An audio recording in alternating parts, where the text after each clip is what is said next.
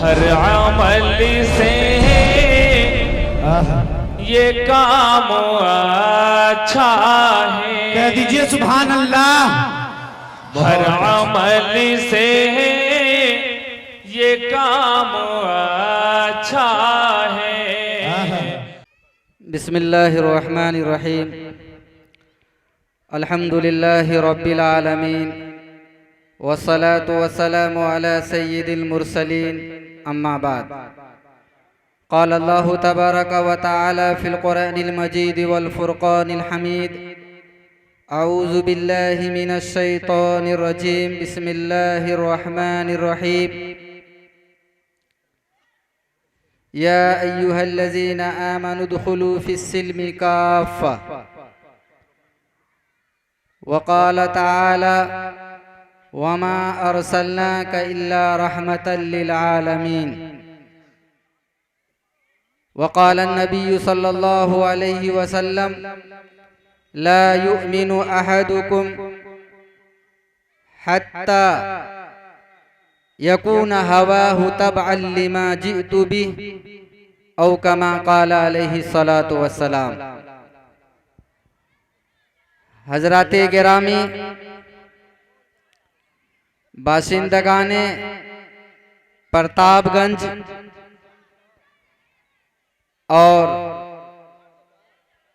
आज के इस हिंदू मुस्लिम एकता सम्मेलन कॉन्फ्रेंस में आए हुए तमाम दोस्तों का, नौजवानों का, बड़े बुजुर्गों का, मुसलमानों का, हिंदुओं का, जिन्होंने एक नया प्रोग्राम, एक नई पहल की शुरुआत की है, जहां एक ही मंच से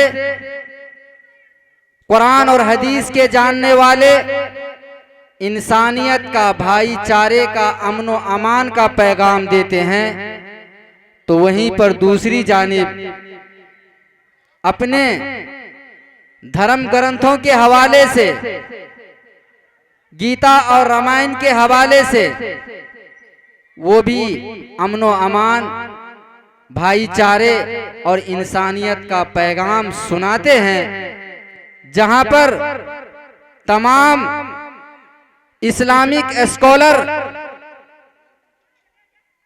अपनी बातों को पेश करेंगे।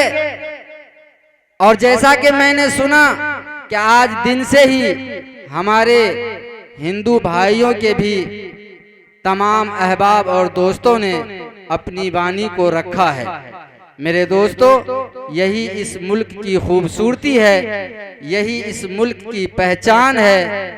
इसीलिए इस मुल्क को प्यारे आका सल्लल्लाहु अलैहि वसल्लम ने अरब की सरजमीन से सलाम किया है, सैल्यूट किया है। और आका ने फरमाया, मोहम्मद रसूलुल्लाह सल्लल्लाहु अलैहि वसल्लम ने फरमाया, जो तमाम इंसानों के लिए नबी हैं, जो तमाम इंसानों के हमदर्द हैं, खैर ख्वाह हैं। मेरे दोस्तों, आपके दिल में हिंदू और मुसलमान कुछ नहीं था। अरब की सरजमीन पर जहां पे ईश्वर और अल्लाह ने मोहम्मद रसूलुल्लाह सल्लल्लाहु अलैहि वसल्लम को मैसेज दे करके, पैगंबर बना करके भेजा, वहां की सरजमीन पर मुसलमान नहीं रहते थे। वहां की सरजमीन पर यहूद व नसारा, दिगर मज़ाहिब के मानने वाले लोग, हमारे मुल्क हिंदुस्तान के भाई जो मूर्तियों की पूजा करते हैं, अरब की सरजमीन पर, मक्का की सरजमीन पर भी बुतों की पूजा हुआ करती थी। लात, उज्जा और हुबल की कसम अल्लाह ने कुरान के अंदर खाई है, और जिनके दुआ से अल्लाह ने सैयदना मोहम्मद रसूलुल्लाह सल्लल्लाहु अलैहि वसल्लम को इस रुए जमीन पर भेजा। हजरते खलीलुल्लाह, आप मैदान में जाते हैं, मेले में जाते हैं, और तरह तरह के वहां बुतों के मुजस्समे लगाए हुए थे। मेरे दोस्तों, इतना ही नहीं, जिस घर में अल्लाह ने सैयदना इब्राहीम अलैहिस्सलातु वस्सलाम को पैदा किया, खुद हजरत इब्राहीम अलैहिस्सलाम के वालिद, आपके पिता, आपके बाप बुत बनाते थे, बुतगर थे, बुत साज थे। मेरे दोस्तों, ये खुसूसियत है इंसानियत की। इंसान अपने दिल और दिमाग से सोचता है, अपने दिल और दिमाग से चलता है। मेरे दोस्तों, एक मुसलमान की दोस्ती किसी हिंदू से है, हजारों दोस्त हैं। हम लोग मौलाना होने के बावजूद हमारे सैकड़ों की तादाद में हिंदू दोस्त हैं। उनकी शादी में, उनके मरण और जियन में जाते हैं। मेरे दोस्तों, ये अमन व अमान कैसे कायम रहेगा? हम एक दूसरे का रिस्पेक्ट करें, हम एक दूसरे के मजहब का, उसके खान पान का, उसकी चाल चलन का, उसके तमाम धर्मों के कामों का जब तक हम रिस्पेक्ट नहीं करेंगे, हमारी दोस्ती नहीं चल सकती है।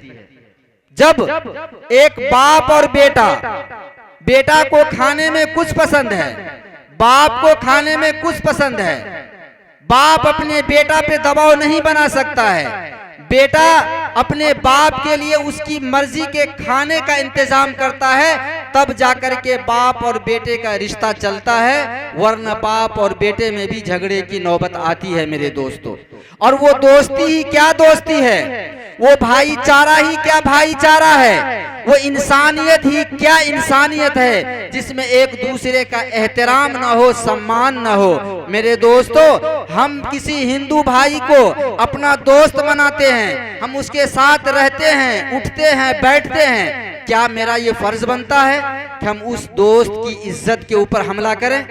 क्या हम उस दोस्त के नामूस के ऊपर हमला करें? क्या उस दोस्त के माल पर और खजाना पर डाका डालें?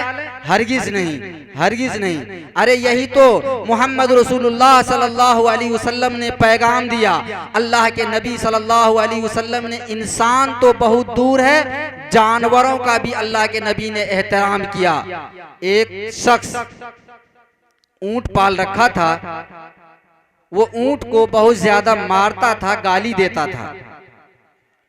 ऊंट को बोलने की ताकत, समझने की सलाहियत, जबान में कुव्वत नहीं है। उस जानवर को अल्लाह ने, ईश्वर ने, गॉड ने, परमात्मा ने हमारी और आपकी खिदमत के लिए, काम के लिए बनाया है, सवारी के लिए बनाया है। घोड़े को अल्लाह ने सवारी के लिए बनाया है, बैल को अल्लाह ने खेत में हल चलाने के लिए बनाया है। मेरे दोस्तों, उस जानवर का एहतराम करना हमारे ऊपर लाजिम और जरूरी है, इसलिए कि मोहम्मद रसूलुल्लाह सल्लल्लाहु अलैहि वसल्लम ने अरब की सरजमीन पर बैठ करके ये पैगाम दिया है। एक शख्स ऊंट का मालिक था, वो ऊंट को गाली देता था, वो ऊंट को सताता था। मेरे दोस्तों, इज्जत नफ्स जानवर का भी है।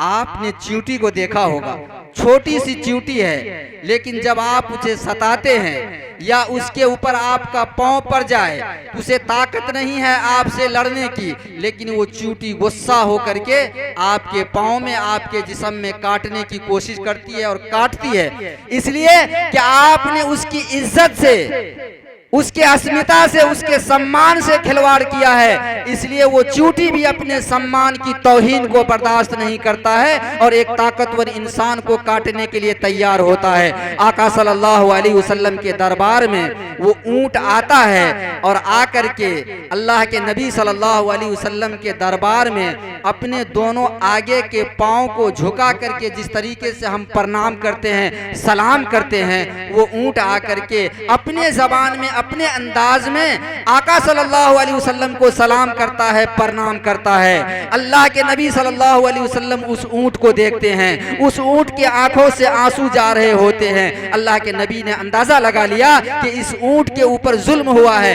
इसके मालिक ने इसे सताया है, इसीलिए ये ऊंट शिकायत लेकर के आया है। अल्लाह के नबी सल्लल्लाहु अलैहि वसल्लम ऊंट के मालिक को बुलाते हैं और पूछते हैं कि ये ऊंट तुम्हारी शिकायत कर रहा है, तुम्हारे बारे में ये कह रहा है कि तुमने इसके ऊपर जुल्म किया है। ये अपनी ज़बान हाल से, अपने नक्लो हरकत से बता रहा है। बोलने की तो ताकत नहीं है, लेकिन इसके इशारे को मैं समझ रहा हूँ, इसलिए कि अल्लाह ने मुझे जानवरों का नबी बनाया है, जिन्नातों का नबी बनाया है, इंसानों का, मुसलमानों का, हिंदुओं का, तमाम इंसानियत के लिए नबी बना करके भेजा है, और मैं इसके ज़बान हाल से समझ रहा हूँ।